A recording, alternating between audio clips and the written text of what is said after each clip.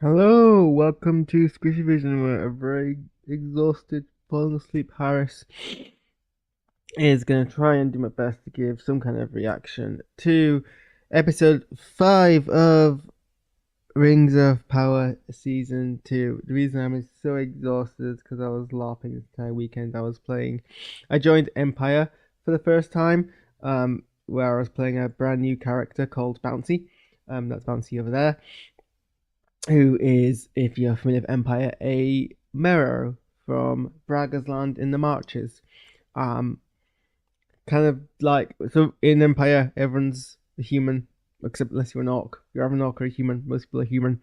But to add some kind of, I guess, variety to it, you can be a human from a certain lineage, which is mostly a role playing thing.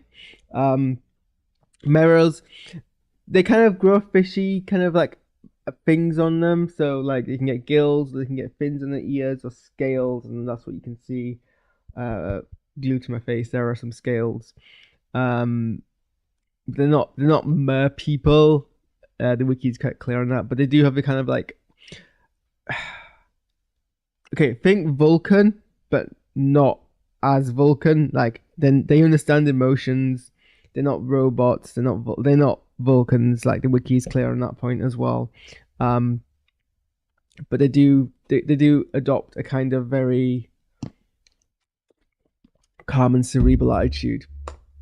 So I was trying to play my character with some more nuance than going the route of autistic fish. I think I essentially stuck with autistic fish for most of the weekend. I did add some kind of deviations. I corpsed a few times, but it was fun playing the character because I've only ever played, apart from NPCs, I've only ever played Nemo in Fools and Heroes, who is my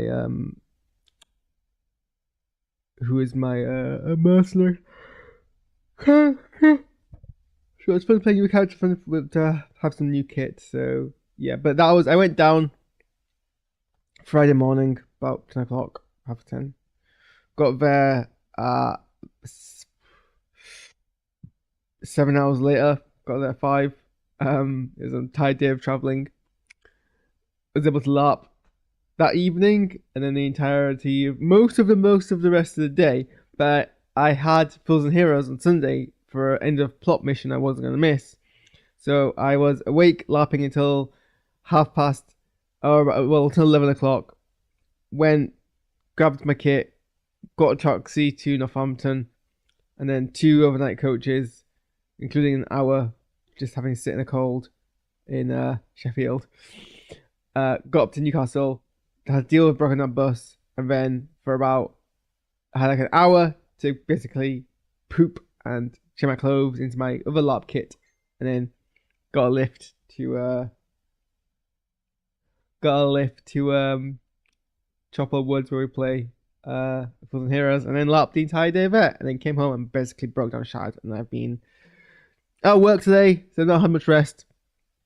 Not gonna have much rest until about Thursday, where I'm working from home, and then Saturday, then I've got LARPing on Sunday. Actually, I think we're to Liverpool on Saturday, so I don't think I'm resting on Saturday either. So I'm pretty exhausted. So we'll try and get this reaction video out of the way as soon as possible. Because I probably should go lie down. I've just finished my chicken. So, anyway, Lord of the Rings. Lord of the Rings, Rings of Power. Lord of the Rings, Rings of Power. I mean, first and foremost, my boy stabbed in the back, like tragedy, absolute tragedy. There is uprisings and violence, and it's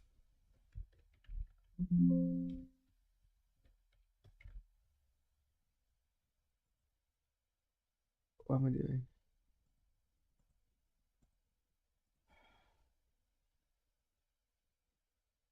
Vlandil. I was trying to find the name. I was trying to disguise. I was trying to find the name.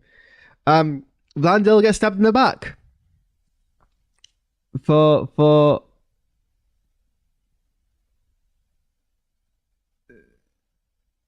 well, I guess he did break the guy's arm, but also he had it coming.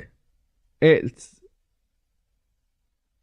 literally this guy Farazan's been like king for a day, and now tragedies everywhere. I mean, it was a real. I was like, they know how to pull your heartstrings because it was a really cute and adorable and heartfelt moment, and it's a moment that I think a lot of people are sucker for. That show of loyalty and of commitment to like, you know, what's right, and all the old Seaguard saluting Elendil as Elendil, resigned his commission, and then they're all just mourning the dead. And that's another kind of like it was like an episode full of. Honestly, I should have seen. I should have seen.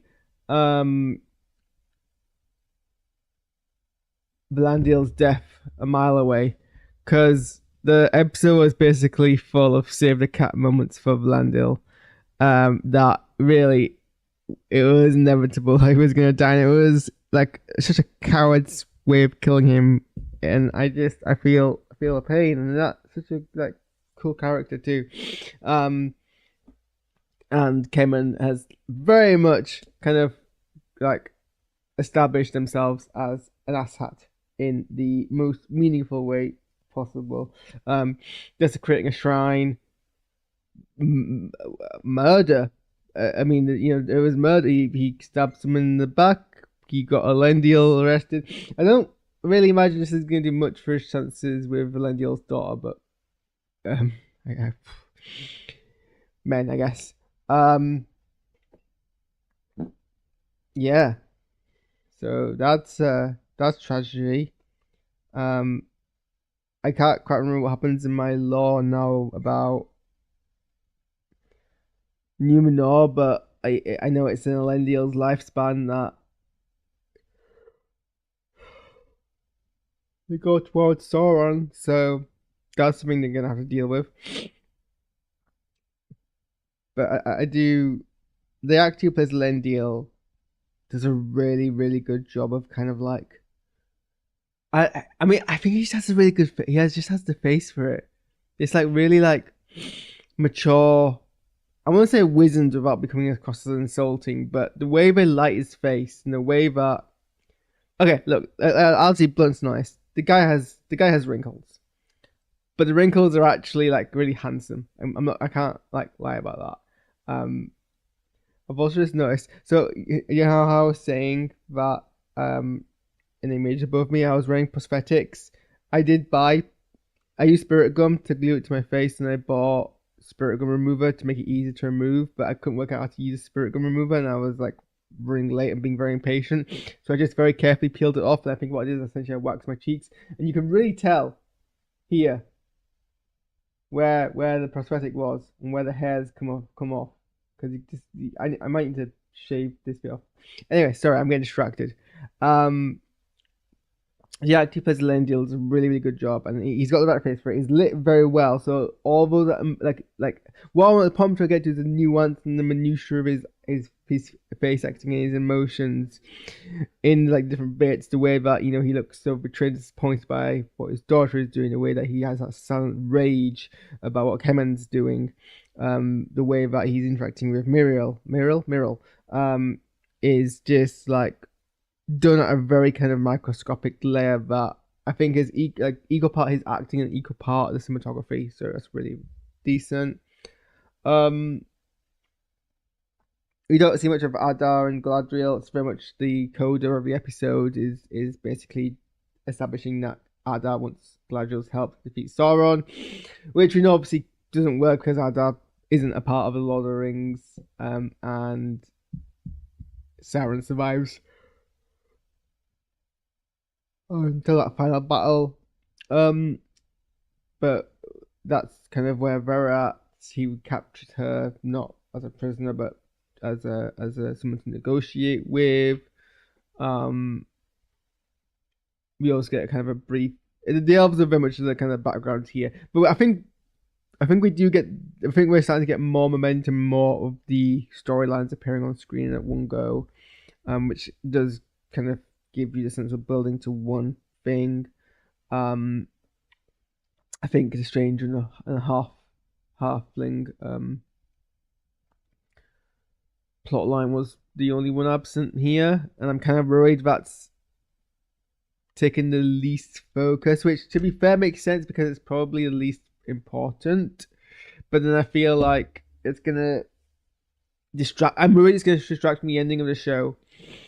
So they need to either deal with it quickly and then like let it be like a coda thing, because it's probably, I mean, it's fair. It is the most like separated from everything else, and it's becoming more and more obvious. Like all the other stories interact with each other. You know what the men are doing, what the elves are doing, what the dwarves are doing. They directly interact with each other. None of the like the other three people have any clue who the stranger is or who the half-woods are. And I think maybe it's not from like necessity, knowing what we know of the law of the world, um, and generally like how half-woods don't really take their place here yet. Um, but so like I'm not like I'm enjoying the half-up bits, and I think the actress who plays Poppy is like one of my favorite actresses in the show, and I can't remember my favorite characters in the show. I think they need to be careful the way to balance it so that it doesn't come across as completely like no. It doesn't even need to be tied into the main story, but it just needs to thematically balance it. Is the main kind of trick what they need to do here. I do, even though like I know inevitably where it's going to end. I do like degree of tension, and I was gonna say tenseness. I don't think that's a word. Tension that is being kind of built up between with the situation with Celebrimbor and Sauron, and his like skillful chess master manipulation of Celebrimbor, where even when Celebrimbor becomes suspicious of Sauron hasn't really left Celebrimbor with much choice about which kind of directions to go in. You know, either he was initially being like, I'm not willing to make the 9 rings for men. So Sauron is like putting this doubt in his mind, but well, if he doesn't help, it'll go worse. So, you know, he has to do the lesser of 2 evils and imply that it's Crembra's fault in the first place, and that guilt, and twisting the warnings that Durin is bringing with. I think for a show of has a lot of foregone conclusions, like even if it decides to throw a lot of like canon out, you can assume that a lot of the broad strokes are gonna probably be in it consistently. It does a good job of kind of still making those scenes feel fairly tense. I love the dwarven interactions. I think the relationship dynamic has been nailed down by the characters directing, the writing, and the acting between the different angles each character brings to what the current problem is, the frustrations and the dwarven attitudes, the way that Prince Durin is torn between his love for his father and his love to his father, and his knowledge that he needs to do what is right in different situations, and just being a dwarf. The intenseness of the delivery of what Disa says, and all of Disa's kind of like points that she makes in the way that she kind of like asserts herself with her posture and her standing in her body language is always so great. I always love watching that. The Delve Master is becoming my favorite kind of like auxiliary character. Just like him being like Durin's bro, like them glancing at each other, being like, "What the heck is this crazy king doing?" It's always nice how a character, for the straight person to be like, "Well, this is definitely a weird thing to do," and like bounce off someone. I always like that kind of interaction. That's kind of cute. What else? I'm trying to work out from the timelines. I mean, obviously the Balrog that's in Khazad-dûr killed Durin. I can't remember which Durin it was, if it was Durin the third or Durin the fourth. But I guess it's one of these Durin, so I guess we're building up to that. Where we're not going. I don't know if we're going to see it on screen. Feels like bringing that in would like add an extra element to the show narratively, where it's already building up something. But again, I can't remember what the lore is. Okay. Well, about you lot yawn, and the fact that I am like just throwing words out punctuates that I should probably quit around my head because, like I said, I'm tired. We've just passed midnight. It like took me an hour to even set the stream because I was just like exhaustingly staring into space. So I'm gonna end the stream there. Thanks people for tuning in. I think I've managed to finally 5 episodes in remember or work out which day of the week the episodes broadcast on. I know it's a Thursday, so and I'm working from home on Thursday, so maybe we'll get another stream on Thursday to discuss episode, and that puts us at 6. So this week, and then after that, it's the 2-part finale. I said 2 parts. If it is a 2-part finale, it'll be the penultimate episode and the final episode. I felt the show was going fast to begin with, and now it seems to like slow down a whole lot. Not quite sure what that's about, but that's fine. What else? Yeah, I think that's about it in terms of things I wanted to say. Thanks for tuning in and hearing my really I'm exhausted and tired and falling asleep rambling about this episode. I mean, a lot of praises I have are the same ongoing praises. The show looks gorgeous. There are some shots where the lighting hits characters and it just is like lit and like colored and framed and focused in like a way where you know that a lot of care. Like barely a shot looks flat. A lot of it just feels like so real and visceral. Like that actor who plays Caribimbro, his like reactions to what a lot of Sauron is doing, his like mini panic attack in his office where he realizes he's been overwhelmed. But it's just the fact, like this is where when he gave that rant to. Why am I doing this? I'm closing my stream up and now my energy kicks in. I'm starting to give these much more kind of well thought thoughts. Whatever. This is what happened to Eagle Live. The bit at the end where he kind of like gives in and is like, okay, I'm gonna have to help make these 9 rings because honestly, like I don't know what the options are. And he does that speech where he tries to like, I want to say inspire, it was more like threaten his Smiths to do a better job. Which I mean, wow. Is like I don't know if that's what he's like as a person or if that's just a result of his manipulation and gaslighting from Sauron, but yikes, what an ass like speech. That's the most ass felt inspiring speech I've ever seen on screen, I think. Just a whole bunch of someone screwed up, probably me, probably all of you as well. We all screwed up. Do better. Like, just do everything better. Just do, what is it? Anything less than a hair breadth than your best. Like, what expectations to set? Wow, sorry, I have no idea where this burst of energy has come from. I'm probably gonna crash in a second anyway.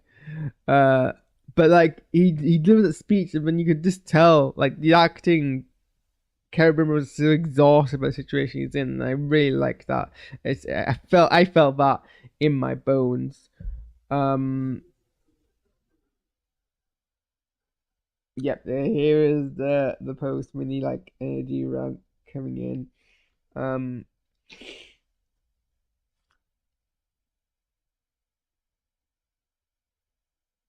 It's so easy how like a very like comedically tragic asshole as a character of Kemen becomes much more sinister. Okay, that was a better point to end the video off. I'm satisfied with that. Thanks for tuning in, and I'll see you on Thursday, I hope. Bye bye. Yeah.